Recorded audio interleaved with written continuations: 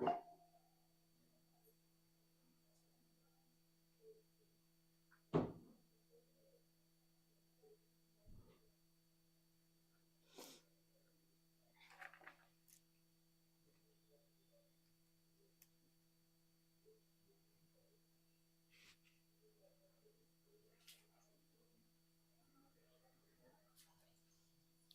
very good morning to all of you.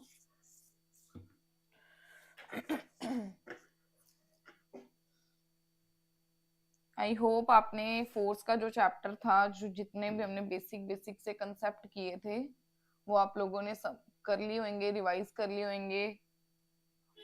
अगर आप लोगों को कोई भी डाउट है तो आप लोग अपने डाउट्स बता सकते हैं।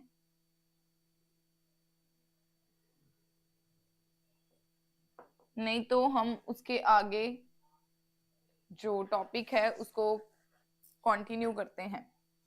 कल हमने फोर्स के बारे में पढ़ा था। फोर्स क्या होता है? पुश या पुल करना। फोर्स एक ऐसी चीज होती है जो हम किसी भी मतलब काम को करने में हमारी हेल्प करती है। पुश और पुल को भी फोर्स बोलते हैं। पुश मतलब अपने से दूर करना, पुल मतलब अपनी तरफ खींचना।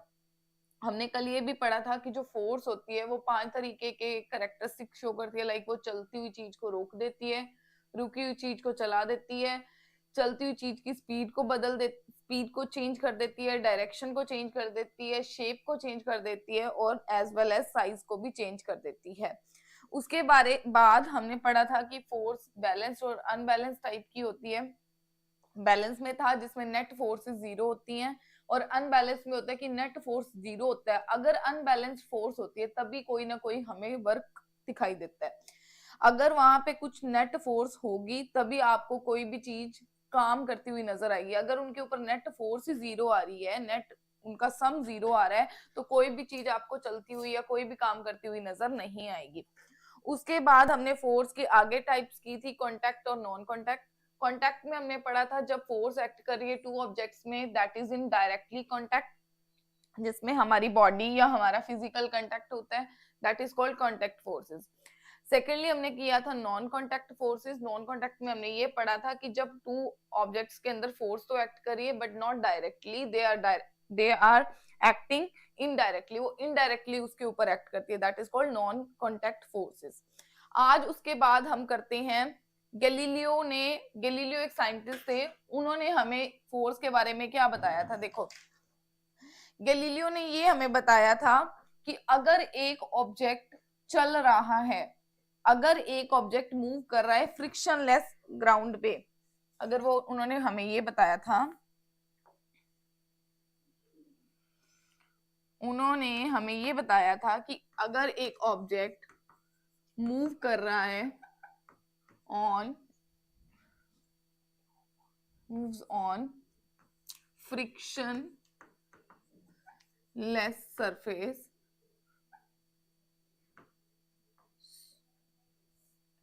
surface, it keeps on moving.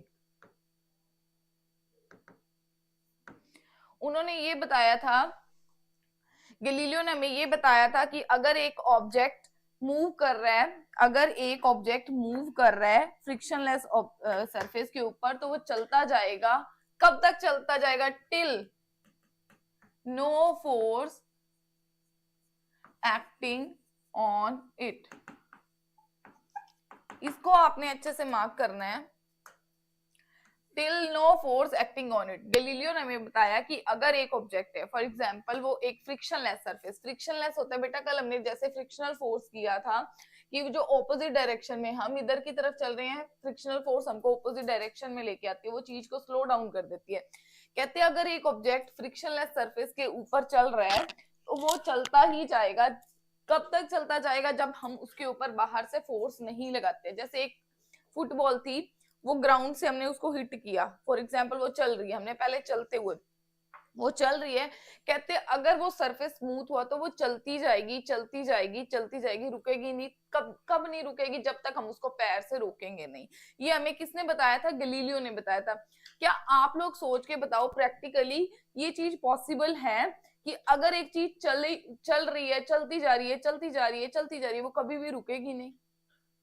Is it possible कि अगर एक चीज एक ऑब्जेक्ट मूव कर रहा है तो वो हमेशा ही मूव करता रहेगा? No, it is not practically possible. तो गैलीलियो ने हमें ये बताया था, इन्हीं के आइडियाज को यूज करके, गैलीलियो के आइडियाज को यूज करके न्यूटन, जैसे हमने कल बात की थी कि फोर्स को कैलकुलेट किया जाता है न्यूटन्स के अंदर, उसके जो ऐसा यूनिट है वो न्यूटन्स है। तो न्यूटन्स ने गैलीलियो के जो कंसेप्ट दिया था, जो उन्होंने मतलब जो हमें इंफॉर्मेशन दी थी, उसका यूज करके उन्होंने हमें मोशन के 3 लॉज दिए थे, फोर्स के बेसिकली 3 लॉज दिए थे। वो क्या है?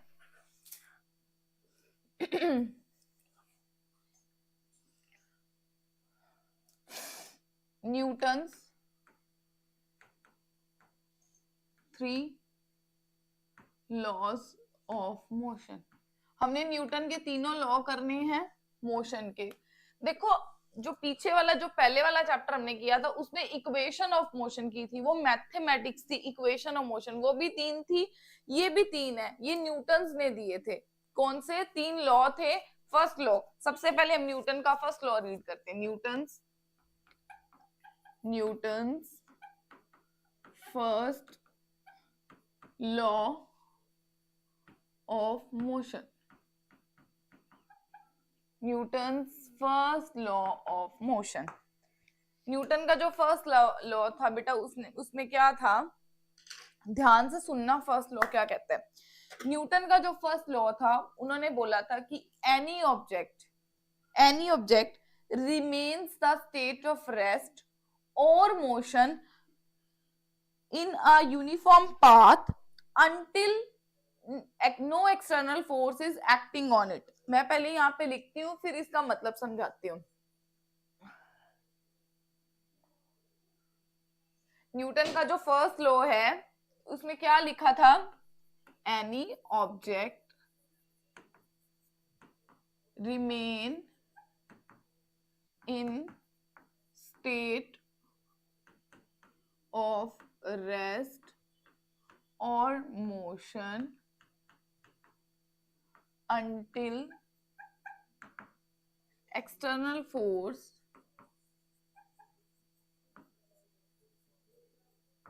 is applied।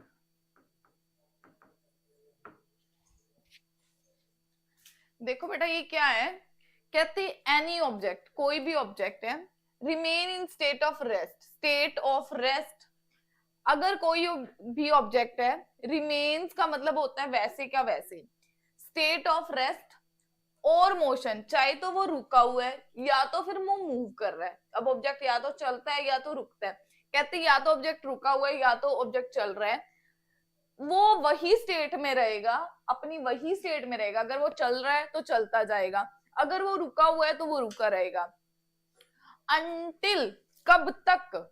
No, until external force is applied, sorry, until no external force is applied। जब तक हम उसको बाहर से फोर्स नहीं लगाएंगे तो वो अपनी स्टेट को वैसे ही रखेगा। अगर एक पर्सन है, वो चलता जा रहा है, चलता जा रहा है, चलता जा रहा है, वो कभी भी नहीं रुकेगा न्यूटन के फर्स्ट लॉ के अकॉर्डिंग, जब तक मैं उसको बाहर से फोर्स नहीं लगाऊंगी। ये न्यूटन ने बोला। अगर एक ऑब्जेक्ट रुका हुआ है, वो तब तक नहीं चलेगा जब तक मैं उसको बाहर से फोर्स नहीं लगाऊंगी। उन्होंने क्या बोला था कि अगर कोई भी ऑब्जेक्ट है, वो अपनी स्टेट ऑफ रेस्ट में रहेगा या स्टेट ऑफ मोशन में रहेगा। कब तक रहेगा? जब तक कोई भी एक्सटर्नल फोर्स उसके ऊपर अप्लाई नहीं होती है। अगर एक फुटबॉल है, वो चलती, अगर वो चल रही है तो चलती जाएगी, चलती जाएगी, चलती जाएगी, तब तक नहीं रुकेगी जब तक मैं उसको बाहर से फोर्स नहीं लगाऊंगी। वेट,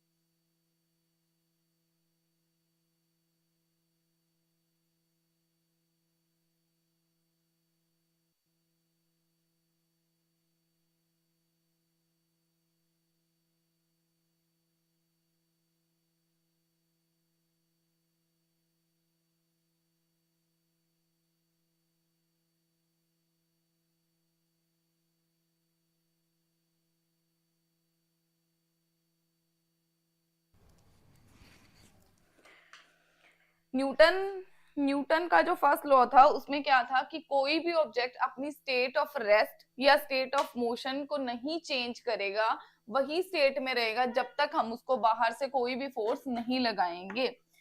देखो, an object remain in state of rest, अगर वो रुका हुआ है तो रुका हुआ रहेगा, अगर वो चल रहा है तो चलता रहेगा, until no external force is applied, जब तक हम उसको बाहर से फोर्स नहीं लगाएंगे वह वही की वही स्टेट में रहेगा। ये न्यूटन ने हमें बोला था। इसकी बेटा कुछ एप्लीकेशन है जो पेपर में पूछी जाती है, स्टेटमेंट नहीं पूछी जाती, बस हमें स्टेटमेंट का मीनिंग क्लियर होना चाहिए। हमको पेपर में एप्लीकेशंस पूछेंगे कि ये ऐसा हो रहा है, ये ऐसे हो रहा है, ये इसमें कौन सा न्यूटन का लॉ एप्लीकेबल है, न्यूटन का first law, second law, third law. तो उसके लिए हमें न्यूटन के तीनों लॉ समझ में भी तो आने चाहिए। अगर हमें तीनों के तीनों लॉ समझ आ गए तो फिर हम इसको एक्सप्लेन कर पाएंगे।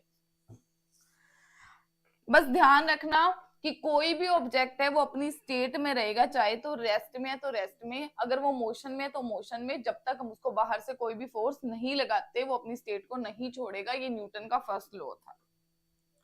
अब ध्यान से देखो, इसकी जो एप्लीकेशन है दैट आर वेरी इंपॉर्टेंट, जो इसकी एप्लीकेशन है वो वेरी वेरी इंपॉर्टेंट।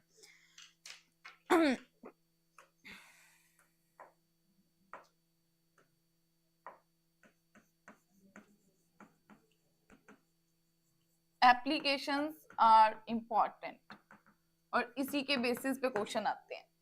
सबसे पहले देखो, आप लोगों ने अपने घर पे कभी ना कभी मैट को तो झाड़ा ही होएगा। एक मैट लो, उसको आप लोगों ने ऐसे जर्क देना है, झटका लगाना है। झाड़ना मतलब जर्क देना है। एक मैट है, आपने उसको एकदम से ऐसे झटका दिया, जर्क दिया, तो उसमें से आप देखोगे, या फिर आप उसको डंडे से पीटते हो, लाइक ऐसे उसको किसी भी चीज से हिट करते हो, तो जब भी आपने उस मैट को हिट किया तो वहां से आप देखोगे डस्ट के पार्टिकल्स बाहर आ रहे हैं, वहां से डस्ट के पार्टिकल्स बाहर आ रहे हैं, आपको नजर आएंगे। क्वेश्चन आएगा ये क्यों हो रहा है, क्वेश्चन आएगा ये क्यों हो रहा है, इसमें क्या लग रहा है, इसमें कौन सा न्यूटन का लॉ लग रहा है। बेटा इसमें न्यूटन का फर्स्ट लॉ एप्लीकेबल है, पर कैसे? देखो, जो मैट है, मैट के अंदर डस्ट के पार्टिकल्स थे, वो कौन सी पोजीशन में थे? रेस्ट पोजीशन में थे। जो डस्ट पार्टिकल्स थे वो कौन सी पोजीशन पे थे? रेस्ट पोजीशन में थे, रुके हुए थे।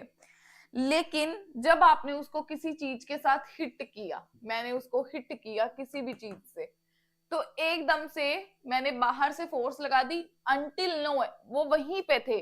जब मैंने उसको बाहर से फोर्स लगाई, जब मैंने उसको एकदम से हिट किया तो उनको फोर्स लगाई, जब उनको मैंने फोर्स लगाई तो वो अपनी रेस्ट की स्टेट से किस स्टेट में आ गए?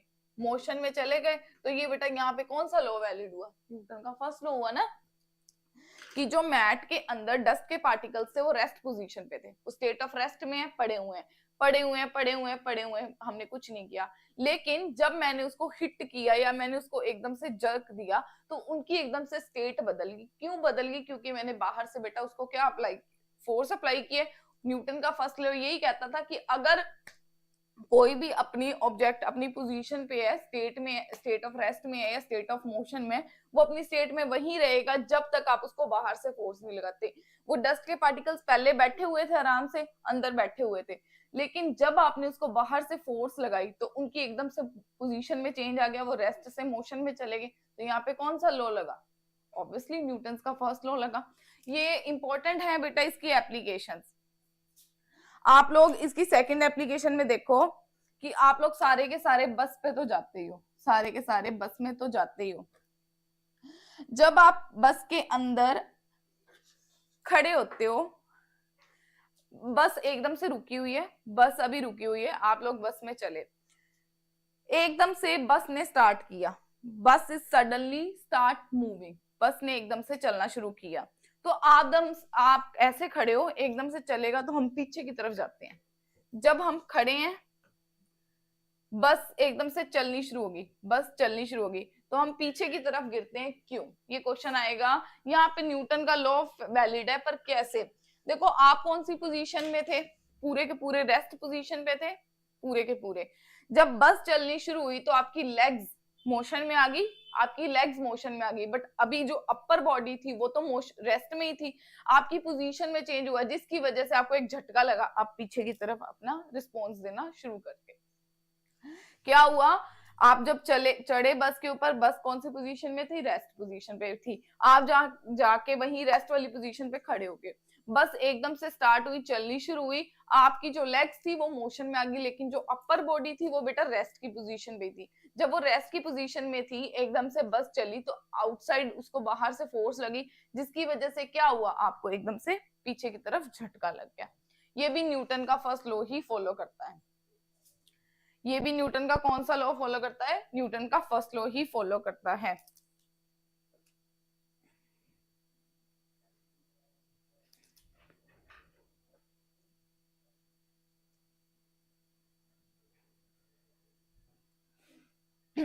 थर्ड इसकी जो एग्जाम्पल है, बेटा अगर आप एक बस में खड़े हो, मूविंग बस में हो, आप अब बस चल रही है, थर्ड वाले में क्या है, बस चल रही है, आप आराम से ऐसे हो, बस ने एकदम से ब्रेक अप्लाई किया, आप यहाँ आराम से खड़े हो या बैठे हो, एकदम से अगर आप कॉन्शियस नहीं हो तो आप आराम से ऐसे बस में बैठे हुए हो, बस चल रही है, ड्राइवर ने एकदम से ब्रेक लगाई, जब भी ड्राइवर एकदम से ब्रेक लगाएगा तो आपकी अपर बॉडी आगे की तरफ आएगी, लाइक ऐसे हो जाएगा, आप आगे की तरफ झुकोगे। ये क्यों होता है, यहाँ पे भी बेटा न्यूटन का लॉ होता है।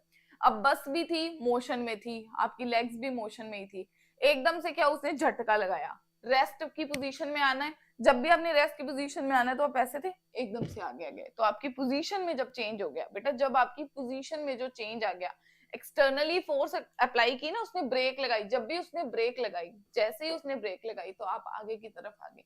तो these two examples are very very important, कि कब आप आगे की तरफ आते हो, कब आप पीछे की तरफ आते हो, पर दोनों के दोनों केसेस में लगती कौन सी मतलब कौन सा लॉ फॉलो हो रहा है, न्यूटन का फर्स्ट लॉ ही फॉलो हो रहा है।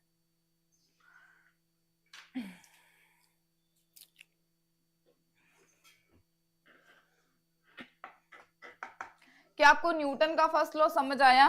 न्यूटन का फर्स्ट लॉ क्या कहता है, कोई भी ऑब्जेक्ट अपनी स्टेट है, चाहे तो रेस्ट वाली चाहे तो वो मोशन वाली, वो अपनी स्टेट में ही रहेगा, वो रेस्ट में है तो रेस्ट में रहेगा, मोशन में है तो मोशन में रहेगा, जब तक हम उसको बाहर से कोई भी फोर्स नहीं लगाएंगे वो अपनी पोजीशन को चेंज नहीं करेगा। That is called Newton's first law of motion. इसको क्या बोलते हैं, फर्स्ट लॉ ऑफ मोशन। अब जब आप न्यूटन का फर्स्ट लॉ ऑफ मोशन करोगे तो यहाँ पे आप लोग एक टर्म इंट्रोड्यूस करवाओगे, यहाँ पे आप क्या करवाओगे, एक टर्म इंट्रोड्यूस करवाओगे, इनर्शिया। एक टर्म है द इनर्शिया। अब जो न्यूटन का फर्स्ट लॉ होता है ना बेटा, इसको कौन से लॉ से जानते हैं, लॉ ऑफ इनर्शिया। इनर्शिया का मीनिंग क्या होता है, सबसे पहले इनर्शिया का मीनिंग पता होगा तो हम क्वेश्चन को कर सकते हैं। तो इनर्शिया क्या होता है, tendency of an object, tendency of an object to remain in its position। एक ऑब्जेक्ट की टेंडेंसी की वो अपनी पोजीशन में रहे, दैट इज कॉल्ड इनर्शिया। एक ऑब्जेक्ट की जो टेंडेंसी है कि वो जिस स्टेट में है, जिस पोजीशन में, उसी की उसी पोजीशन में रहे, उसको बोलते हैं बेटा इनर्शिया। इनर्शिया हमारे पास तीन तरह का होता है, इनर्शिया की तीन टाइप्स होती हैं, inertia of rest, inertia of motion, inertia of direction. Inertia की तीन टाइप्स होती हैं, inertia of rest, inertia of motion, inertia of direction. अब मेरे को एक क्वेश्चन का आंसर बताओ, जो सीलिंग फैन होता है वो जब ऑन होता है, जो सीलिंग फैन है वो चल रहा है, जब आप उसका स्विच बंद करते हो वो फिर भी चलता रहता है, क्यों? जो सीलिंग फैन है वो चल रहा है, वो चल रहा है, आपने उसका स्विच ऑफ कर दिया, मतलब बंद कर दिया जब आपने उसका स्विच, तो वो फिर भी चलता रहता है, 20, 30, 40 सेकंड्स के लिए वो चलता रहता है। क्वेश्चन है क्यों, क्यों वो ऐसे करता है? उसको तो हमने बंद कर दिया, बाहर से फोर्स लगानी बंद कर दी, हमने तो बाहर से उसको फोर्स देके उसकी पोजीशन में चेंज लेके आए, इसलिए वो रुकेगा, पर वो फिर भी 40 सेकंड्स के लिए चलता रहता है, 30 सेकंड्स के लिए चलता रहता है, क्वेश्चन है क्यों, उस पे क्या वैलिड है?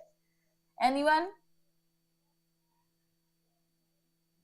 क्या आप लोग मेरे को इसका आंसर दे सकते हो कि सीलिंग फैन जब हम उसको बंद भी कर देते हैं वो फिर भी चलता रहता है, क्यों? क्या आप अपना आंसर कमेंट सेक्शन में लिख सकते हो?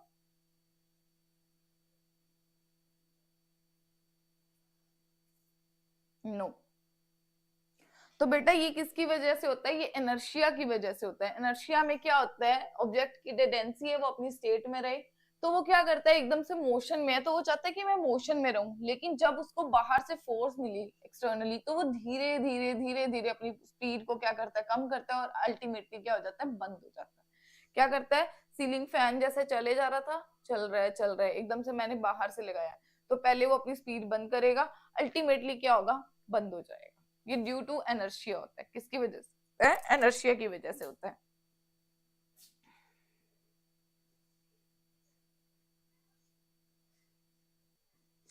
जो एनर्शिया होता है ना बेटा, वो किसके ऊपर डिपेंड करता है? कीप इन माइंड,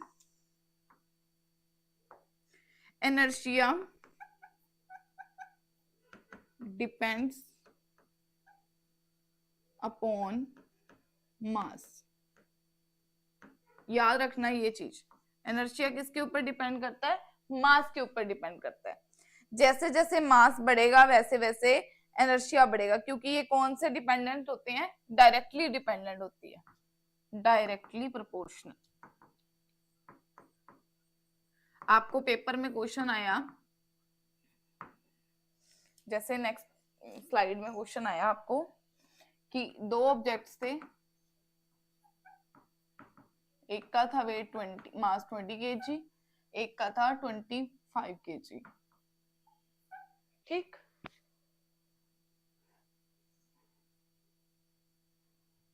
तो विच वन हैज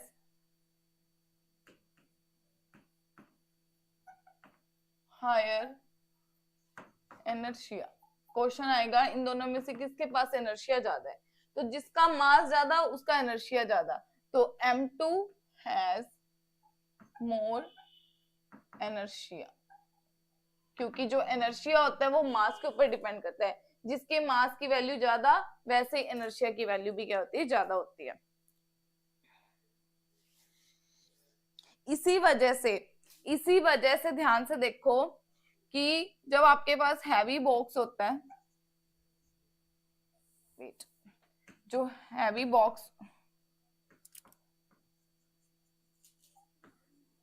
बॉक्स को पुश करना is much difficult than lighter one। इसीलिए जो हैवी बॉक्स होता है उसको धक्का मारना थोड़ा सा मुश्किल होता है, क्योंकि एक तो उसका मास ज्यादा है, उसके ऊपर इनर्शिया, वो अपनी स्टेट में रहने की कोशिश करेगा।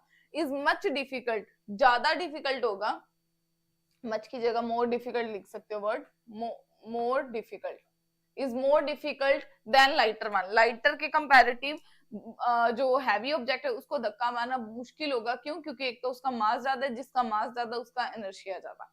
कीप इन माइंड कि जो एनर्शिया होते हैं मास के ऊपर डिपेंड करता है, जिसका मास ज्यादा उसका एनर्शिया भी क्या होता है, ज्यादा होता है।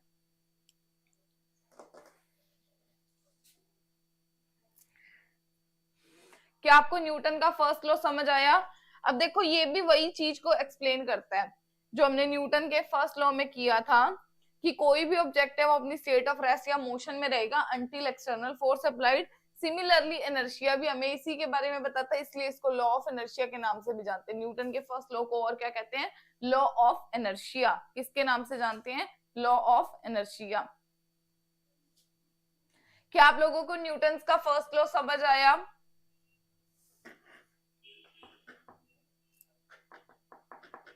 नेक्स्ट टर्म हमारे पास है मोमेंटम। क्या आप लोगों को याद है हमने जब एमसीक्यूज की डिस्कशन की थी उसमें हमने एक बार मोमेंटम के बारे में डिस्कस किया था, उसमें हमने मोमेंटम के बारे में डिस्कस किया था। मोमेंटम, मोमेंटम क्या होता है? मोमेंटम होता है power of an object object की पावर को क्या बोलते हैं? Momentum. Power of motion of an object, power of motion of an object, power of motion of an object, move करने की। ये थोड़ी सी मतलब डेफिनेशन है, ठीक है, बट आप लोगों ने इसको नहीं याद करना, ये पूछ कभी भी आपके माइंड में रहेगी भी नहीं। आप लोगों ने याद किसको करना है? Product of, this is very important, product of mass and velocity, उसको क्या बोलते हैं बेटा? मोमेंटम बोलते हैं। जब आप मास और वेलोसिटी की मल्टीप्लीकेशन करते हो, प्रोडक्ट का मतलब होता है मल्टीप्लीकेशन, जब भी आप मास और वेलोसिटी दोनों को मल्टीप्लाई करते हो तो वो कौन सी टर्म आपको देता है? मोमेंटम। अब मोमेंटम देखो बेटा, पी से रिप्रेजेंट करते हैं, हमेशा स्मॉल पी से रिप्रेजेंट करा जाएगा। मोमेंटम को किससे रिप्रेजेंट करा जाता है? स्मॉल पी के साथ। इन्होंने क्या लिखा है? जो पी है प्रोडक्ट है मास इंटू वेलोसिटी, ठीक है, मास इंटू वेलोसिटी कर दिया। अब हमने पीछे वाले चैप्टर में पढ़ा था कि जो वेलोसिटी है वो कौन सी क्वांटिटी थी? वेक्टर क्वांटिटी है। वेलोसिटी कौन सी क्वांटिटी है? वेक्टर क्वांटिटी है। ये किसके ऊपर डिपेंड करती है? Magnitude plus direction. किसके ऊपर डिपेंड करती है? Magnitude plus direction. और मास जो है, कभी आपने देखा मास के बारे में कि बोला हो कि मेरा मास 5 किलो नॉर्थ में है? कभी भी डायरेक्शन के बारे में बात नहीं करते, तो मास हमेशा स्केलर क्वांटिटी होती है। अगर जो मोमेंटम है मास और वेलोसिटी के ऊपर डिपेंड कर रहा है, अगर वेलोसिटी वेक्टर क्वांटिटी है तो मोमेंटम भी कौन सी क्वांटिटी आएगी बेटा? वेक्टर क्वांटिटी आएगी। मोमेंटम भी कौन सी क्वांटिटी आएगी? वेक्टर क्वांटिटी आएगी। This is very very very important, और इसके बेसिस पे बहुत सारे न्यूमेरिकल्स आते हैं। Very very important formula. mass into velocity is called momentum. Mass into velocity is called momentum.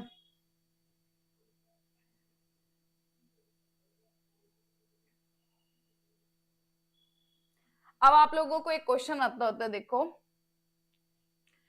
आप लोगों के ऊपर कोई पत्थर या कोई भी चीज पड़ती है तो आप लोगों को पेन होती है, आप इंजर्ड हो जाते हो। यहाँ से कोई आपके ऊपर वो स्टोन फेंकता है, पेबल फेंकता है या कुछ भी फेंकता है तो आपके चोट लगती है, जिसकी वजह से आप इंजर्ड हो जाते हो। ये क्यों होता है बेटा? अब ध्यान से देखो, स्टोन पेबल का साइज क्या होता है? छोटा। मास तो उनका कम होता है, लेकिन जिसका साइज कम, अब देखो छोटे, एक मेरे पास बड़ी चीज है, एक छोटी चीज है, मेरे पास एक बड़ी बॉल है, एक छोटी बॉल है, मैं दोनों को फेंक रही हूँ, दोनों को मैंने फेंक दिया, तो कौन सी वाली जल्दी जाएगी? ऑब्वियसली लाइटर वाली। क्यों लाइटर वाली गई? क्योंकि उसका मास कम है। जिसका मास कम उसकी वेलोसिटी क्या होती है? ज्यादा होती है। सिमिलरली इसका मास कम है लेकिन इसकी वेलोसिटी क्या है? ज्यादा है। अगर वेलोसिटी ज्यादा है, अगर इसकी वेलोसिटी ज्यादा है तो ऑब्वियसली इसका मोमेंटम भी क्या होगा? ज्यादा। मोमेंटम ज्यादा है तो वो एकदम से हिट करेगी, जिसकी वजह से आप क्या हो जाओगे? इंजर्ड हो जाओगे। जिसकी वजह से आप क्या हो जाओगे? इंजर्ड हो जाओगे। याद रखना, अगर मान लो मोमेंटम कांस्टेंट है, कीप इन माइंड, अगर मोमेंटम आप लोगों की कांस्टेंट क्वांटिटी आ रही है तो मास जो होगा वो वेलोसिटी के इनवर्सली प्रोपोर्शनल होगा। मास ज्यादा तो वेलोसिटी ऑटोमेटिकली कम होती है। This is very important. ये भी इंपॉर्टेंट है बेटा, ये ध्यान रखना। हम जब भी साइंस के क्वेश्चंस को सॉल्व करते हैं ना, तो हमको सीधे सीधे क्वेश्चंस नहीं पूछता, वो हमको प्रोपोर्शनैलिटीज के बारे में डिस्कस करता है। सीधा सीधा नहीं पूछेगा। वो क्वेश्चन पूछेगा कि मैंने ना एक ऑब्जेक्ट था, पहले उसका मास इतना था, अब बताओ उसकी वेलोसिटी कितनी होगी? अगर उसका मास इतना है, वेलोसिटी इतनी है, तो मोमेंटम में क्या चेंज हो गया? ऐसे ऐसे क्वेश्चन करेगा कि मैंने मास को डबल कर दिया, वेलोसिटी को कांस्टेंट रखा, अब बताओ मोमेंटम कितना हो रहा है? तो हम एक ऐसा न्यूमेरिकल कर लेते हैं, लाइक एक मास 2 kg है, वेलोसिटी थी 3 मीटर पर सेकेंड, ठीक? मास इतना है, वेलोसिटी इतनी है। नेक्स्ट केस में मास को मैंने डबल कर दिया, मास को मैंने क्या कर दिया बेटा? डबल कर दिया। अब वेलोसिटी बताना कितनी होगी? मास को डबल कर दिया, वेलोसिटी इतनी कितनी होगी? मोमेंटम दोनों का सेम है, मोमेंटम दोनों का सेम है 6, मोमेंटम दोनों का सेम, ठीक? तो फर्स्ट केस में ऑब्वियसली मोमेंटम आ गया। अब इसी का यूज करके वेलोसिटी कितनी आएगी बेटा? p कितना है? 6, मास कितना है? 4 इंटू v, 6/4 v। अब ध्यान से देखना बेटा, 3/2। अब वेलोसिटी इस केस में कितनी आ गई? 2 मीटर पर सेकेंड। अब मास सेम रखा, हमने मास को डबल कर दिया।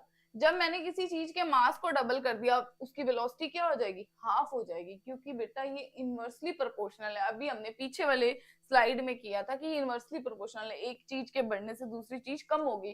पहले मास 2 था, वेलोसिटी 3 थी, फिर मास 4 हो गया, वेलोसिटी कितनी हो जाएगी बेटा, 3 का हाफ कितना होता है, 1.5। ये हमने कैलकुलेट करके दिखा दिया।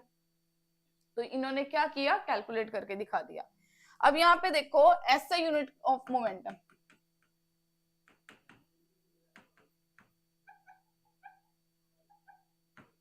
P, mass into velocity.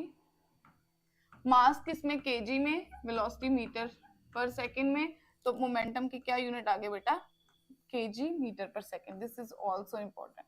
SI unit, formula के बेस पे numericals, these are very very important, बहुत इंपॉर्टेंट कंसेप्ट है बेटा ये।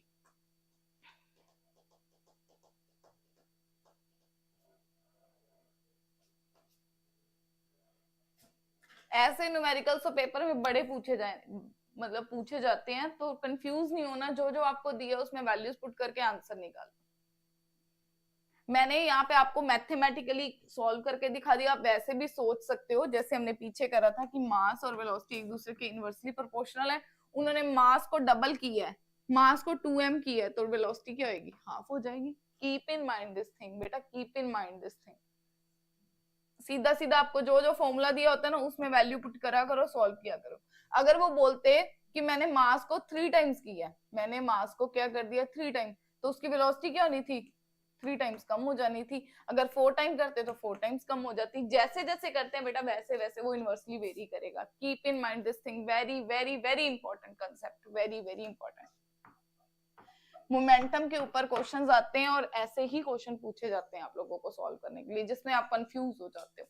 कंफ्यूज नहीं होना, फॉर्मूला में वैल्यू पुट करो, आप लोगों को आंसर मिल जाएगा इसका।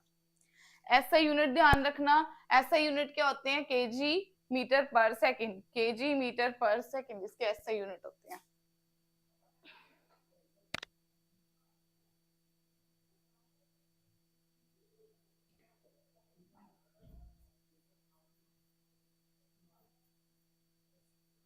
अगर आप लोगों को इसी में बोल दिया वेलोसिटी चेंज हो रही है, सॉरी वेलोसिटी आपकी कांस्टेंट है, वेलोसिटी कांस्टेंट है, लेकिन मास वेरी कर रहा है, मास वेरी कर रहा है, तो मोमेंटम में क्या फर्क आएगा। कहते हैं मेरे पास 2 ऑब्जेक्ट्स हैं, दोनों की वेलोसिटी सेम है, मास दोनों के डिफरेंट हैं, वेरी कर रहे हैं, पहले 10 था फिर 20 कर दिया फॉर एग्जांपल, ठीक है। वेलोसिटी 5 है, इसकी भी 5 है। वो कहते हैं वेलोसिटी दोनों की सेम रख दी हमने, कहते हैं मोमेंटम में क्या फर्क आएगा, 10 इंटू 5 50, ऑब्वियसली बात है। दूसरे केस में कितना आया, 20 इंटू 5 100। तो मास के बढ़ने से भी मोमेंटम वेरी करता है, पर कब वेरी करेगा, जब वेलोसिटी क्या होगी बेटा, कांस्टेंट होगी, तब वेरी करेगा। कीप इन माइंड, ये कुछ कुछ कंसेप्ट हैं, ये ध्यान रखने हैं आप लोगों ने। पिछली बार जब हमने क्वेश्चन किया था तो मास को डबल कर दिया था, तो वेलोसिटी कितनी आई थी, बट मोमेंटम को कांस्टेंट रखा था। अब जो हमसे पूछा है, जो अब हमसे उन्होंने पूछा है कि मास चेंज किया, वेलोसिटी कांस्टेंट करी, तो उसमें मोमेंटम की वैल्यू कितनी आएगी। जब ऐसा केस होगा तो जैसे जैसे मास वेरी करेगा, वैसे वैसे आपका मोमेंटम भी वेरी करेगा, वैसे वैसे आप लोगों का मोमेंटम भी वेरी करेगा। क्या आप लोगों को न्यूटन का फर्स्ट लॉ समझ आया, क्या आप लोगों को इनर्शिया के बारे में पता चला, क्या आप लोगों को मोमेंटम के न्यूमेरिकल और मोमेंटम के कंसेप्ट के बारे में समझ आया। अगर आप लोगों को इन तीनों कंसेप्ट के बारे में अच्छे से समझ आया है, तो आप लाइक अच्छी बात है, मतलब वीडियो को आप लाइक कर दो, हमारे चैनल को भी सब्सक्राइब कर दो। अगर नहीं आया तो आप अपने डाउट्स दे सकते हैं, डाउट्स आपके क्लियर करवा दिए जाएंगे, न्यूमेरिकल्स और करवा दिए जाएंगे, एमसीक्यूज और करवा दिए जाएंगे।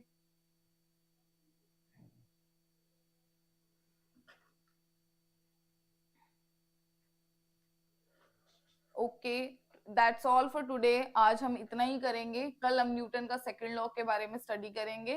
तब तक आप फोर्स के बारे में जितने भी आपको मतलब इंपॉर्टेंट पॉइंट्स मिलते हैं आप नोट कर सकते हो अपनी मतलब एक आप क्या करो कि नोट्स बनाने शुरू कर दो, जितने भी इंपॉर्टेंट पॉइंट्स आपको लगते हैं वो साइड साइड में लिखते जाओ, जितनी ज्यादा बार लिखोगे आपको अच्छे से लर्न होगा। साथ में बारी बारी ऐसे यूनिट्स को याद करो, स्केलर क्वांटिटीज को पढ़ो, वेक्टर क्वांटिटीज के बारे में रीड करो, कौन सी स्केलर है कौन सी वेक्टर है, उनके एसआई यूनिट के बारे में करो, उनके फॉर्मूलाज के बारे में करो, उनकी कन्वर्जन्स के बारे में करो, तो आप लोगों को कभी भी ये चीजें बॉदर नहीं करेंगे। इट्स वेरी इजी, मतलब आपको ऐसा लगेगा कि मैं तो इसको ऐसे ही चुटकियों में कर सकता हूँ, चुटकियों में कर सकता हूँ। क्यों कर सकता हूँ? अगर आप उसकी प्रैक्टिस करोगे। Thank you, that's all for today, hope you have a good day. Okay जी, बाय बाय, टेक केयर।